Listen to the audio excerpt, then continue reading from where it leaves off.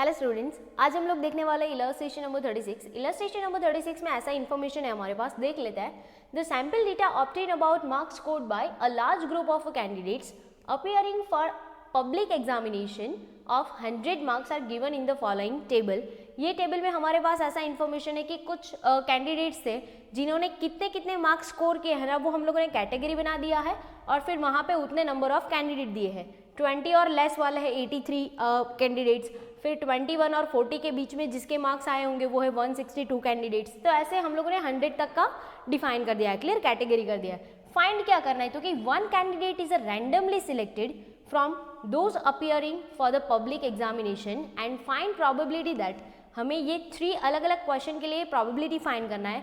हमें guys select कितना करना है, सिर्फ ओनली वन कैंडिडेट, क्लियर। अब फर्स्ट ऑफ ऑल क्वेश्चन देखते हैं, तो कि लेस देन 41 मार्क्स आते हो उसमें से हमें एक कैंडिडेट को सिलेक्ट करना है जिसके मार्क्स 41 से कैसे होने चाहिए, लेस होने चाहिए, क्लियर। तो इसको तो फर्स्ट ऑफ ऑल हम लोग इवेंट ए सपोज कर लेते हैं। तो जो हमारा पी ऑफ ए है वो क्या हो जाएगा गाइस, तो कि नंबर ऑफ कैंडिडेट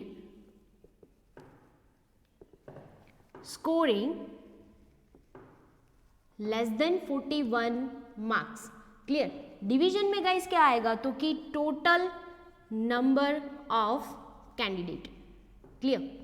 अब देखो ये हो गया हमारा number of candidate scoring less than 41 marks and divided by total number of candidate. अब देखो गाइस ये हो गया हमारा, जैसे हम लोग m अपॉन n करते हैं वही है, favourable outcome divided by total outcomes, clear. हमारे m कितने होंगे गाइस, तो देखो 41 से कम मार्क्स वाले स्टूडेंट्स यानी कि कैंडिडेट्स यहाँ से फाइंड करो तो कि 41 यहाँ पे आता है, क्लियर। बट हमें 41 नहीं चाहिए, 41 से लेस यानी कि ये सारे स्टूडेंट चाहिए। इट मीन्स कि 83 और 162 कैंडिडेट ऐसे है, तो हम लोग यहाँ पे ऐसा कर सकते हैं कि 83 प्लस 162 डिवाइडेड बाय हमारे जो टोटल नंबर ऑफ कैंडिडेट है यानी कि इन सबका प्लस वो कितने है, तो कि 11 19 1, क्लियर। यहाँ पे देखो इसका अगर हम लोग टोटल करेंगे तो ये हो जाएगा 245 डिवाइडेड बाय 1191 यानी कि ये हो गया हमारा प्रोबेबिलिटी कि हमें एक कैंडिडेट सिलेक्ट करना है और वो भी कैसा होना चाहिए, तो कि जिसके 41 से कम मार्क्स है वो, क्लियर गाइज। अगर आप इसमें से सिलेक्शन ऐसा करते हो कि 245 C1 डिवाइडेड बाय 1191 C1 तो भी आपका आंसर सही में आएगा क्योंकि हमें कैंडिडेट एक ही सिलेक्ट करना है, क्लियर। नेक्स्ट वन देखते हैं, मोर देन 60 मार्क्स। हमें ऐसे कैंडिडेट को सिलेक्ट करना है जिसके मार्क्स 60 से ज़्यादा होने चाहिए, यानी कि देखो यहाँ पे है 60, क्लियर, 60 से ज़्यादा, 60 नहीं तो ये सब आएंगे।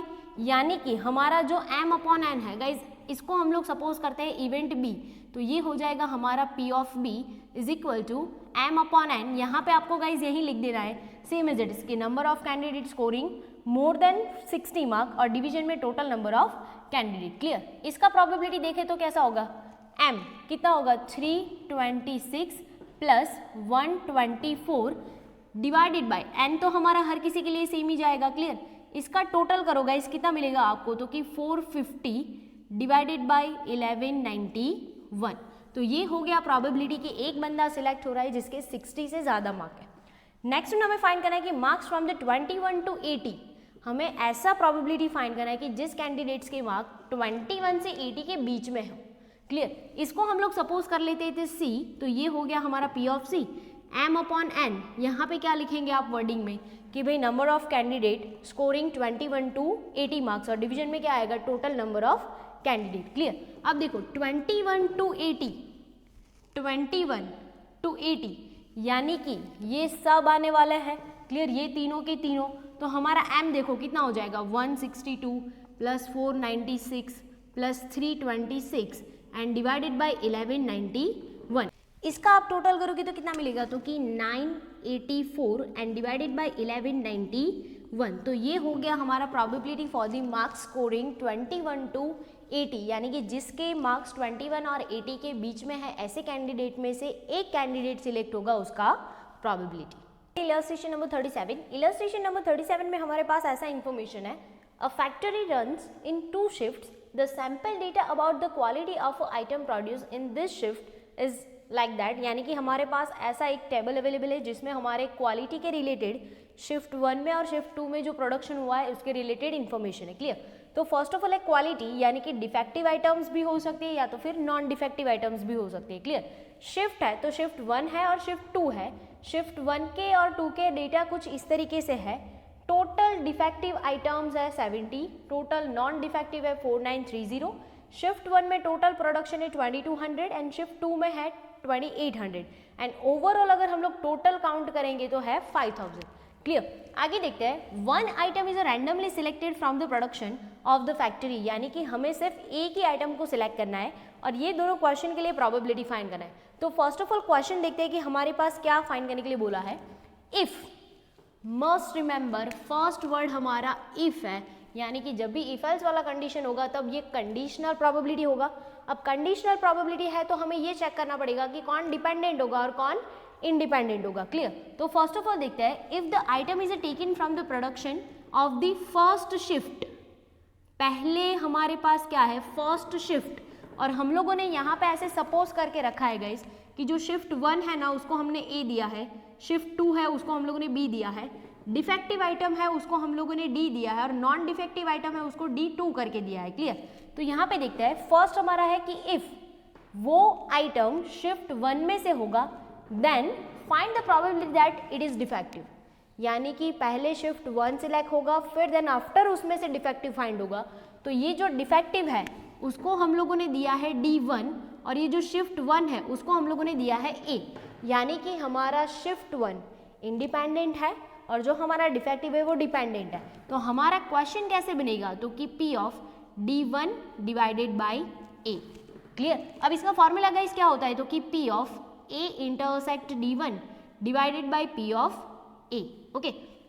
अब देखो हमें दिमाग में ये रखना है कि इसका मतलब क्या होता है कि शिफ्ट 1 एंड डिफेक्टिव आइटम, और इसका मतलब क्या होगा सिर्फ शिफ्ट 1। तो फर्स्ट ऑफ ऑल हमें क्या फाइंड करना पड़ेगा, तो कि P of A intersect D1 find करेंगे M अपॉन N। क्लियर। क्या फाइंड करना है, शिफ्ट 1 एंड डिफेक्टिव। शिफ्ट 1 यानी कि ये पूरा, क्लियर, उसमें से डिफेक्टिव यानी कि ये शिफ्ट 1 एंड डिफेक्टिव, यानी कि ऐसे एलिमेंट्स हमारे पास कितने हैं, तो कि 24 हमारा M होगा और उसके टोटल नंबर्स ऑफ आउटकम्स कितने हैं, तो कि 5000। तो इसका प्रोबेबिलिटी हमारा कितना हो जाएगा 24 divided by 5000। Clear. Next one हमें P ऑफ A के लिए भी तो फाइंड करना पड़ेगा M upon N। P of A guys हमारा क्या है, तो कि शिफ्ट 1 उसके टोटल एलिमेंट्स कितने हैं, तो कि 2200। तो इसके लिए M हो जाएगा 2200 एंड टोटल आउटकम्स तो हर किसी के लिए सेम ही रहेगा और वो क्या होगा 5000। क्लियर। अब ये दोनों इन्फॉर्मेशन मिल चुके हैं, फार्मूला में वैल्यूएशन करते हैं उसका। फर्स्ट वन क्या है, तो कि 24 डिवाइडेड बाई 5000 और यहाँ पे है 2200 डिवाइडेड बाई 5000, यानी कि ये दोनों तो कैंसिल ही हो जाएगा, हमारे पास बचेगा कितना, तो कि 24 डिवाइडेड बाई 2200। Clear guys. तो ये हो गया हमारा प्रोबेबिलिटी। नेक्स्ट वन क्वेश्चन देखते हैं, if the item is a defective then find the probability that it's taken from the production of the first shift. यहाँ पे खास ध्यान देना है कि फर्स्ट हमें क्या सिलेक्ट करना है, तो कि इफ आइटम इज डिफेक्टिव यानी कि वो डिफेक्टिव है, फिर फाइंड करना है कि वो शिफ्ट 1 में से होना चाहिए, यानी कि डिफेक्टिव का मतलब गाइस क्या है, तो कि D1। क्लियर। डिफेक्टिव हमारा D1 और शिफ्ट 1 जो है वो हमारा A है। अब इसमें से पहले क्या सिलेक्ट करना है, तो कि डिफेक्टिव होना चाहिए फिर शिफ्ट 1, तो ये डिफेक्टिव हमारा इंडिपेंडेंट हो जाएगा। तो हमारा क्वेश्चन कैसा बनेगा, तो कि A divided by D1 is equal to P of A intersect D1 and divided by P of D1। Clear. A intersect D1 already हम लोग यहाँ पे फाइंड कर चुके हैं, तो वो हमारा क्या हो जाएगा 24 डिवाइडेड बाई 5000, बट हमें P ऑफ D1 फाइंड करना बाकी है। P ऑफ D1 का प्रोबेबिलिटी गाइस फाइंड करते हैं, क्या होगा M अपॉन N। D1 का मतलब गाइस क्या है, डिफेक्टिव आइटम। क्लियर। अब वो शिफ्ट 1 में से भी हो सकती है, 2 में से भी हो सकती है। तो देखो डिफेक्टिव आइटम्स टोटल कितने हैं हमारे पास 70, यानी कि डिफेक्टिव आइटम के लिए M हमारा क्या हो जाएगा 70 और हर किसी के डिवीजन में तो गाइस कितना जाने वाला है 5000। तो ये प्रोबेबिलिटी कैसा हो जाएगा 70 डिवाइडेड बाई 5000, जिसको हम लोग यहाँ पे रख देते हैं 70 डिवाइडेड बाई 5000। अब ये 5000 कैंसिल, हमारा लास्ट आंसर क्या होगा 24 डिवाइडेड बाई 70। क्लियर गाइस, ये क्वेश्चन बहुत ही इजी टाइप के क्वेश्चन है, बस आपको ये ध्यान देना है कि यहाँ से आप कौन से क्वेश्चन यानी कि कौन से वैल्यूएशन लेते हो और कौन से वैल्यूएशन नहीं लेते हो। अगर आपको ऐसा बोला है कि शिफ्ट 1 तो आपको यहाँ पे देखना है, डिफेक्टिव तो यहाँ पे, नॉन डिफेक्टिव उसमें से कैसे इन्फॉर्मेशन लेना है ना वो ध्यान देना है। और साथ में खास ये ध्यान भी देना है कि सबके डिवीजन में टोटल नंबर ऑफ प्रोडक्शन कितना जाएगा, 5000। Clear guys.